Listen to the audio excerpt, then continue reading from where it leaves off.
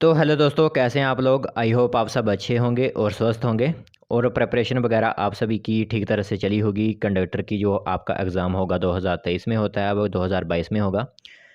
तो वो आपकी कंडक्टर की प्रिपरेशन ठीक तरह से चली होगी। तो आज हमारी लगभग 9th क्लास जो है वो आज की हमारी होगी।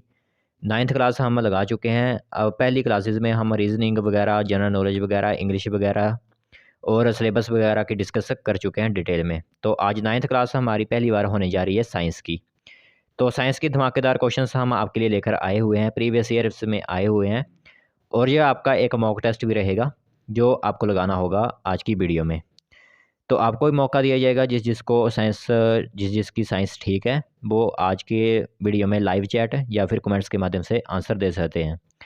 और जो पहली बार चैनल पर आए हुए हैं वो प्लीज़ चैनल को सब्सक्राइब भी जरूर कर लीजिए, क्योंकि काफ़ी मेहनत से वीडियो हम बना रहे हैं आप सभी के लिए।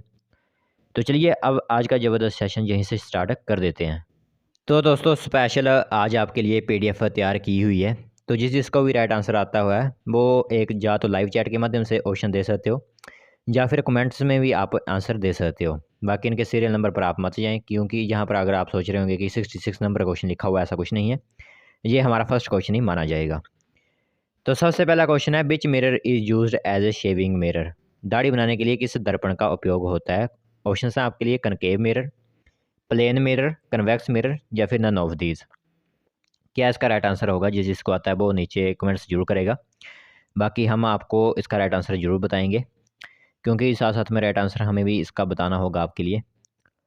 तो जो आप दाढ़ी बनाते हो उसमें जो है वो कनकेव मिरर का यूज़ किया जाता है। अगर प्लेन मिरर का आप यूज़ करोगे तो उसमें जो आपको पता है कि रिवर्स डायरेक्शन में आपको आपकी शक्ल दिखाई देती है। तो कनकेव मिरर, अवतल दर्पण इसका राइट आंसर हो जाएगा। ऑप्शन ए जो है वो इसका राइट आंसर है। चलिए नेक्स्ट क्वेश्चन की तरफ। तो ये प्रीवियस ईयर से लिए गए हैं मॉक टेस्ट आपके लिए। ये प्रीवियस मतलब क्वेश्चंस का है। जो एचआरटीसी कंडक्टर वगैरह, ड्राइवर वगैरह लगना चाहते हैं उनके लिए ही मॉक टेस्ट बनाया गया था। तो वही से क्वेश्चंस जो अब लिए गए हैं। नेक्स्ट प्रश्न है, निम्न को सुमेलित करें। मतलब इनको आपने मैचिंग करना है कि किसने किसकी खोज की हुई है। अब यहाँ पर आपको क्वेश्चन किस प्रकार से पूछ सकता है। जैसे पेंसिलिन की खोज किसने की, साइंस वाले सेक्शन में आएगा कि पेंसिलिन की खोज किसने की। या फिर आपसे पूछ सकते हैं कि एक्सरे जो होता है, आप एक्सरे करवाते हो, उसकी खोज किसने की। चेचक का टीका किसने बनाया। तो वो आपने बताने हैं।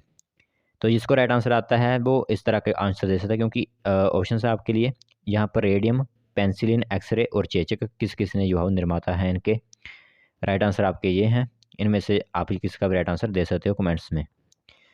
तो अगर इसका राइट आंसर हम आपको बताएं तो ऑप्शन 1 जो है वो आपका राइट आंसर हो जाएगा। मतलब ए आपका जाएगा madam Curie. Radium madam Curie ने जो है वो इसकी खोज की हुई थी। पेंसिलिन की खोज जो है अलेक्जेंडर फ्लेमिंग ने की हुई थी, डिस्कवर। एक्सरे जो है वो आपका डब्ल्यू के रोन्टजन ने जो है वो किया हुआ था। और चेचे को एडवर्ड जेनर ने जो है वो खोज की हुई थी इसकी। चेचे का टीका जो है एडवर्ड जेनर ने बनाया हुआ था। इतनी बात आ गई। अब चलिए नेक्स्ट क्वेश्चन की तरफ। फिर पूछते हैं कि खारा पानी संकेत करता है। जो आपका खारा पानी होता है समुद्र में, वह किसका संकेत करता है। ऑप्शन है नमकीन पानी का, मीठे पानी का, शुद्ध पानी का या फिर स्टार्च मांडी जल का। तो जो खारा पानी होता है आपका समुद्र में, वो किसका प्रतीत होता है, क्या संकेत देता है, वो किस प्रकार सा होता है उसका टेस्ट, वो आपको बताना है यहाँ पर। तो इसका राइट आंसर हम आपको बताएं तो ऑप्शन 1 जो आपको दिख रहा है नमकीन। जब आप उसका टेस्ट करेंगे खारा पानी को समुद्र में जाकर, तो वो नमकीन पानी होता है, थोड़ा सा नमकीन नमकीन आपको लगता है। नेक्स्ट क्वेश्चन है, ये आपके लिए महत्वपूर्ण होगा। केमिस्ट्री का क्वेश्चन है। ये केमिस्ट्री के अणु परमाणु जो आपने एटम मॉलिक्यूल्स पढ़े हैं उनसे आधारित है। तो यहाँ पर हम इतने डीपली नहीं जाएंगे, क्योंकि इसका कंसेप्ट काफ़ी बड़ा है और फुल केमिस्ट्री यहाँ पर ही आपकी चलती है। तो जो क्वेश्चंस आए हुए हैं वही आप सुन लीजिए। कि पूछा हुआ है 45 ग्राम जल में H=1 और ऑक्सीजन आपकी 6 टन के प्राप्त अणुओं की संख्या ज्ञात कीजिए। अणुओं की संख्या आपने ज्ञात करनी है यहाँ पर मॉलिक्यूल्स की, कि कितने मॉलिक्यूल्स होंगे। तो ध्यान रखना होगा आपको यहाँ पर। जो आपका ऑप्शन नंबर थर्ड दिख रहा है आपको 2.5, वो इसका राइट आंसर आपका हो जाएगा। ठीक है, 2.5 जो है राइट आंसर आपका हो जाएगा। बाकी किसी को मॉलिक्यूलर फार्मूला वगैरह आता है तो वो इससे लगा सकता है। बाकी क्वेश्चन हमने आपको बता दिया, राइट आंसर इसका बता दिया हमने आपको। फिर नेक्स्ट क्वेश्चन है, तार खींचने योग्य सबसे नमनीय धातु कौन सी है। मतलब किसकी तार सबसे अधिक खींची जा सकती है, जितना आप खींचना चाहो खींच सकते हो। सबसे आसान धातु इनमें से कौन है? ऑप्शन है सोना, चांदी, लोहा या फिर एल्यूमिनियम। और इसका एक केमिस्ट्री में जो है वो डिस्कवर भी हुआ है। न्यूट्रॉन प्रोटॉन के लिए एक साइंटिस्ट ने इसका यूज़ भी किया हुआ था। तो कौन सी धातु है वो जल्दी से बताएंगे जिसको राइट आंसर आता है, क्योंकि काफ़ी ज़्यादा 10th में आपके क्वेश्चंस आए हुए हैं। 10th की ही आपको साइंस देखने को मिलेगी वहाँ पर कंडक्टर के एग्ज़ाम में। तो राइट आंसर इसका आपका हो जाएगा गोल्ड, मतलब सोना जो है वो इसका राइट आंसर हो जाएगा। सोना जो है आप जितनी लंबी तारें खींच सकते हो इससे खींची जा सकती हैं सोने से, जो आपका सोना होता है। फिर नेक्स्ट क्वेश्चन है आपका कि दो कैविटी क्लाइस्ट्रॉन में सेकेंडरी कैविटी जाना जाता है। दो कैविटी क्लाइस्ट्रॉन में सेकेंडरी कैविटी किस नाम से जाना जाता है वो आप बताएंगे यहाँ पर। जल्दी से राइट आंसर इसके बताएंगे। ऑप्शन है आपके लिए बांचर कैविटी के रूप में, केचर कैविटी के रूप में, थर्मल कैविटी के रूप में या फिर इनमें से कोई नहीं। तो जिसका राइट आंसर आता है इसका वो प्लीज़ इसका राइट आंसर बता सकते हैं। तो दोस्तों मुझे लगता है काफ़ी लोगों को इसका राइट आंसर नहीं आता होगा, क्योंकि काफ़ी अलग क्वेश्चन है ये आप सभी के लिए। तो इसका राइट आंसर हम आपको बता देते हैं कि इसको आपने अपने माइंड में ज़रूर बैठा कर रखना है कि सेकंड ऑप्शन जो है इसका राइट आंसर हो जाएगा आपका केचर कैविटी के रूप में जो है वो जाना जाता है आपका क्लाइस्ट्रॉन। नेक्स्ट चलिए, नेक्स्ट क्वेश्चन है एक बिंदु आवेश क्यू को अन्य नियत बिंदु आवेश के गिर्द एक वृत्तीय पथ के साथ साथ गतिमान किया जाता है। किया गया कार्य तभी शून्य होता है। कब शून्य होता है वो आपको यहाँ पर राइट आंसर बताना है। अब जिन्होंने साइंस पढ़ी होगी 11th-12th में उनको तो पता होगा किस प्रकार क्वेश्चंस करने हैं, बट जिन्होंने नहीं पढ़ी उनको थोड़ा सा यहाँ पर मुश्किल आ सकती है। अब यहाँ पूछा गया एक बिंदु आवेश, आवेश क्या है यहाँ पर क्यू, और बिंदु आवेश के इर्द गिर्द आवेश आपको पता है प्लस और माइनस ऋण होते हैं। तो यहाँ पर एक साथ गतिमान किया जाता है, मतलब एक समान चले हुए हैं। तो किया गया कार्य जो इनमें इनके बीच वर्क हुआ है कब शून्य, तभी शून्य होता है। कब शून्य होगा? तो इसका राइट आंसर आपका आ जाएगा ऑप्शन 1, मतलब सभी स्थितियों में, ऑल सिचुएशंस में आपका जो है वो जो आपका किया गया कार्य वो शून्य होगा, वर्क जो है आपका शून्य होगा सभी स्थितियों में। फिर क्वेश्चन है इंसुलिन, यहाँ पर इंसुलिन लिखा हुआ है क्या इंसुलिन वो आपको बताना है। कई जगह और कई हॉस्पिटल्स ने आपने सुना होगा इंसुलिन का जो है वो वैक्सीनेशन किया जाता है, टीका लगाया जाता है। वो किसके लिए होता है, क्या होता है उससे? तो इंसुलिन का टीका या फिर वैक्सीनेशन किसे किया जाता है, किस रोग से ग्रसित लोग को किया जाता है? ऑप्शन हैं आपके रुधिर शर्करा को बढ़ाती है, रुधिर शर्करा को घटाती है, रुधिर नलिकाओं को संकुचित करती है या फिर सतन्य सत्रवण को उद्पोषित करती है। तो ये हिंदी में लिखा हुआ है, इतना ज़्यादा हमें हिंदी आती नहीं है, इंग्लिश में आते तो ठीक था। तो इंसुलिन का बताएंगे जल्दी से जिसको राइट आंसर आता है। इंसुलिन, जो इंसुलिन का टीका होता है वो आपको राइट आंसर बता दूं तो ऑप्शन नंबर 2 जो आपको दिख रहा है ये इसका राइट आंसर हो जाएगा। जो आपकी बढ़ी हुई शुगर होती है, शुगर को रुधिर बोलते हैं, शर्करा, तो उसको जो है वो कम करती है। इंसुलिन का वैक्सीनेशन देकर शुगर को कम किया जाता है।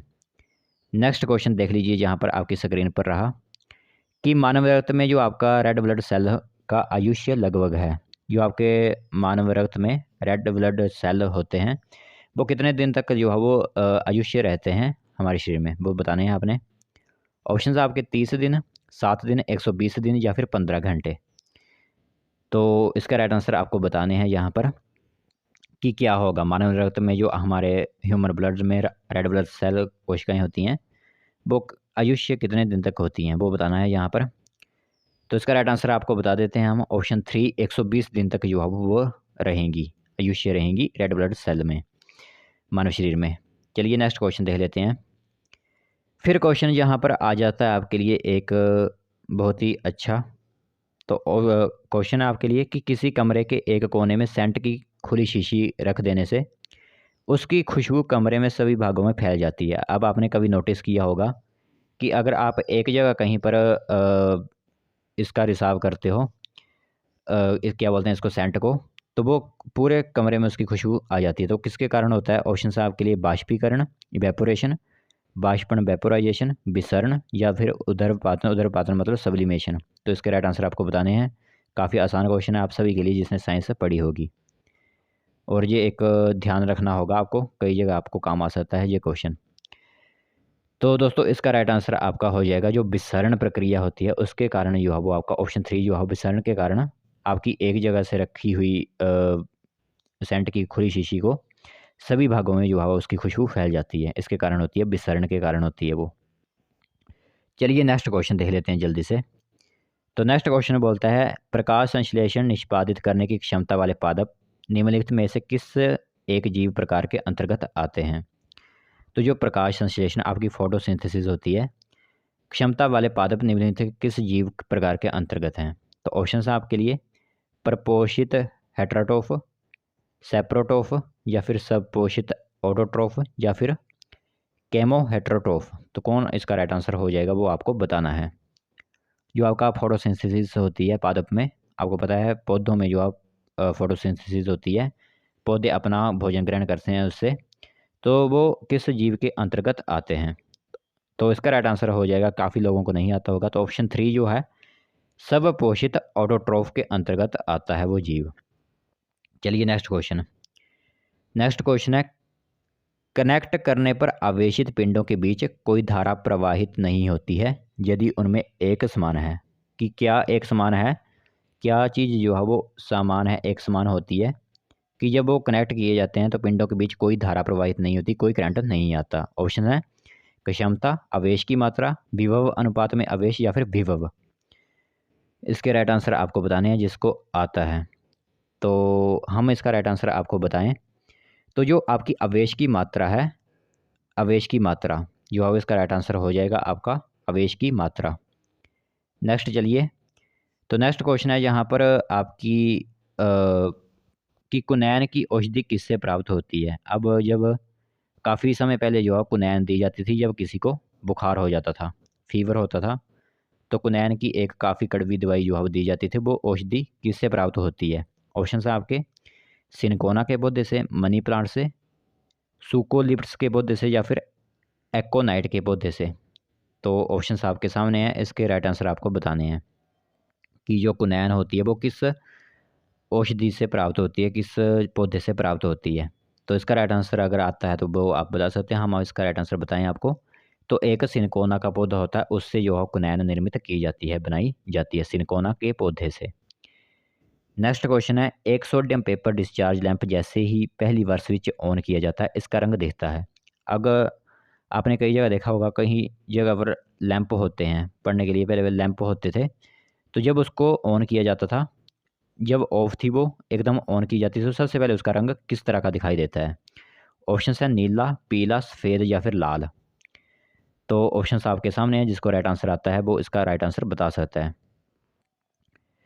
तो इसका राइट आंसर हम आपको बताएं कि जब भी किसी भी सोडियम पेपर डिस्चार्ज लैंप को ऑन किया जाता था तो सबसे पहले उसका राइट आंसर उसका जो है वो रंग पीला दिखाई देता है। तो ऑप्शन 2 जो है राइट आंसर हो जाएगा। येलो कलर उसका होता था सबसे पहले। सो नेक्स्ट क्वेश्चन है आपकी स्क्रीन पर कि एक तत्व के निम्नलिखित गुणधर्म है। यहाँ पर एक आपके पास एलिमेंट होगा, वो ये दोनों काम एक साथ करता है। सिर्फ वही एक एलिमेंट है जो ये दोनों काम जो है वो एक साथ करते हैं। एक काम यह लोहे के गलवीकरण के काम आता है, यह शुष्क सेलों में काम आता है। कौन सा ऐसा जो है वो दोनों काम करता है आपका एक साथ, वो राइट आंसर आपको देना है। ऑप्शन हैं जिंक, सिल्वर, एल्यूमिनियम या फिर सोडियम। कौन सा ऐसा आपका एलिमेंट है वो दोनों काम करता है आपके। तो इसका राइट आंसर अगर आता है किसी को बता सकता है, हम इसका राइट आंसर दें तो ऑप्शन फर्स्ट जो है वो दिख रहा है आपको, जिंक जो है वो ये दोनों काम करता है। वह लोहे के गलवीकरण में काम आता है, लोहे को जो जंग लगा होता है उसके गलवीकरण के लिए काम आता है, और इसी के साथ वो शुष्क सेल जो होते हैं आपके उसमें भी काम आता है। तो जो है वो जिंक इस ये दोनों काम करने में समर्थ है। चलिए नेक्स्ट क्वेश्चन। अगला क्वेश्चन है शल्य क्रिया ऑपरेशन में कौन सा एथनिक एजेंट नहीं है। जो आपकी शल्य क्रिया ऑपरेशन होता है, कौन सा यहाँ पर एनेस्थेटिक जो एजेंट नहीं है। ऑप्शन हैं chloroform, ether, nitrous oxide, acetone. जब आपका ऑपरेशन वगैरह होता है शल्य क्रिया का, तो कौन सा यहाँ पर आपको बेहोश करने के लिए लगाया जाता है, कौन सा है वो उसका राइट आंसर आपको बताना है कि कौन सा नहीं है, एजेंट नहीं है, वो बताना है नहीं है। क्लोरोफॉर्म, ईथर, नाइट्रस ऑक्साइड या फिर एसीटोन, कौन सा राइट आंसर हो जाएगा। तो राइट आंसर यहाँ पर हो जाएगा आपका एसीटोन। एसीटोन जो है वो इसका एजेंट नहीं है। क्लोरोफॉर्म से भी जो है वो बेहोश हो जाते हैं, ईथर से भी और नाइट्रस ऑक्साइड से भी जो है वो आदमी ह्यूमन जो है वो बेहोश हो जाता है, बट एसीटोन से कोई बेहोश नहीं होता। नेक्स्ट क्वेश्चन देख लेते हैं जल्दी से। उस तत्व का नाम बताइए जो पानी में ज्वलनशील है। एक यहाँ पर तत्व है, एक एलिमेंट ऐसा है जो पानी के संपर्क में आते, वाटर के संपर्क में आते ही आपका ज्वलन आग पकड़ लेता है। कौन है वो? ऑप्शन हैं सोना, सोडियम, कैल्शियम या फिर हाइड्रोजन। तो राइट आंसर आपको बताना है इसमें कि जब H2O आपका होता है वाटर, इसके संपर्क में आने से कौन सा जो है वो आग पकड़ लेता है। तो आपको इसका राइट आंसर आता है तो बताएंगे, क्योंकि 10th में अगर आप पढ़ोगे तो ये क्वेश्चन बार बार आपसे पूछा गया है। तो इसका राइट आंसर हो जाएगा आपका सोडियम। Na जो है वो इसका राइट आंसर आपका हो जाएगा। 11 नंबर जो है वो इसका होता है, हाइड्रोजन का फर्स्ट होता है और आपका सोडियम का 11 होता है। तो जब ये वाटर के संपर्क में आता है सोडियम, वो आग पकड़ लेता है, इसलिए इसको कभी खुले में नहीं रहते वाटर के पास। नेक्स्ट क्वेश्चन है, निम्नलिखित किस पदार्थ में उदर्वपातन होता है? उदर्वपातन होता है सब्लिमेशन। सब्लिमेशन मतलब उदर्वपातन का मीनिंग है सब्लिमेशन।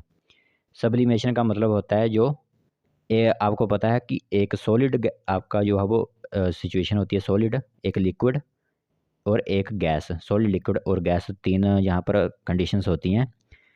तो सब्लिमेशन क्या होता है कि वो डायरेक्ट सॉलिड से गैस में चला जाता है बिना लिक्विड में जाए। सॉलिड से डायरेक्ट गैस में चला जाता है बिना लिक्विड में जाए। अब इसका राइट आंसर बर्फ़ नहीं हो सकता। कई लोग बोल रहे होंगे कि बर्फ़ इसका राइट आंसर हो जाएगा, बट ऐसा नहीं है।